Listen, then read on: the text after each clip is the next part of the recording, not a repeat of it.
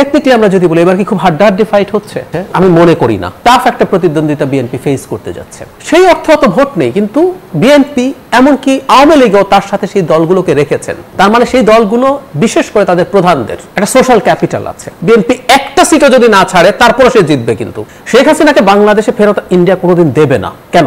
উত্তর হচ্ছে ভবিষ্যতে শেখ হাসিনার মতো স্লেভ তাহলে আর বাংলাদেশ থেকে কেউ হবে না। এবার হয়তো তাদের প্রবলেম হচ্ছে না, কিন্তু এই যে বিএনপির প্রতি যে অভিযোগটা তৈরি হচ্ছে, এটা যদি গ্রাউন্ড পেয়ে যায় ভবিষ্যতে কিন্তু বিএনপি সাফার করতে পারে। মানে জোটের ব্যাপারে যদি বলি, যে জোট আমাদের 2001 থেকেই খুব সিগনিফিক্যান্টলি জোট শুরু হয়েছে। এই বছরের নির্বাচনে জোট জরুরি ছিল কিনা আমরা প্রাথমিকভাবে এই প্রশ্নটা করব, এবং এটার উপর ডিপেন্ড করবে জোটের ব্যাপারে বিশেষ করে বড় দল তার অ্যাটিটিউড নিয়ে।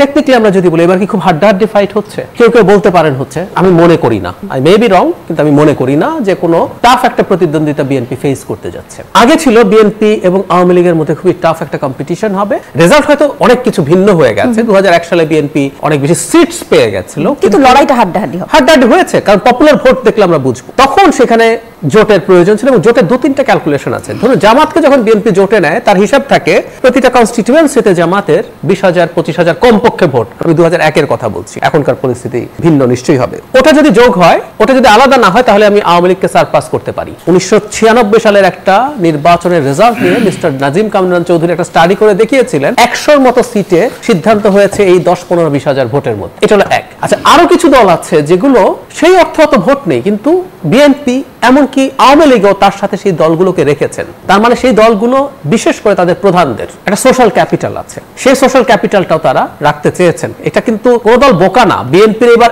এত ক্যান্ডিডেট জমে গেছে, বিএনপি একটা সিটও যদি না ছাড়ে তারপরে সে জিতবে কিন্তু নির্বাচনে, আমি শিওর, কনফিডেন্টলি বল। যতগুলো সিট ছাড়ছে ওর মধ্যে যদি একটাও কাউকে না ছাড়ে তারপরে সে জিত, কিন্তু সে ছাড়ছে।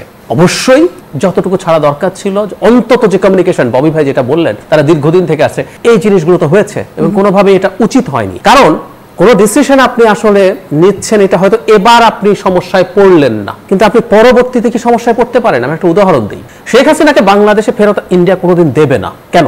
উত্তর হচ্ছে ভবিষ্যতে শেখ হাসিনার মতো স্লেভ তাহলে আর বাংলাদেশ থেকে কেউ হবে না। মানে ভারত কোন একজনের পার্টনার হিসেবে আনরিলায়েবল হয়ে গেল। শুধু বাংলাদেশ না, এই সাউথ এশিয়াতেই কেউ হবে না। এখন বিএনপি যদি এখন তার আন্দোলনের সময় সবাইকে সাথে রেখে যথেষ্ট রকম কমফোর্ট দিয়ে, এই ভাইব তো তারা দিয়েছেন, শুধু সংসদ না, তারা সরকারই করবেন, একটা জাতীয় সরকার। সেই জায়গায় সরকারে থাকে মোটামুটি 50-55 জন মন্ত্রী, আর এখানে 300 সিট হচ্ছে পার্লামেন্টে। এখানেই যদি যথেষ্ট না ছেড়ে থাকেন, তাহলে সরকারে কি বা রাখবেন। এবার হয়তো তাদের প্রবলেম হচ্ছে না, কিন্তু এই যে বিএনপির প্রতি যে অভিযোগটা তৈরি হচ্ছে, এটা যদি গ্রাউন্ড পেয়ে যায় ভবিষ্যতে কিন্তু বিএনপি সাফার করতে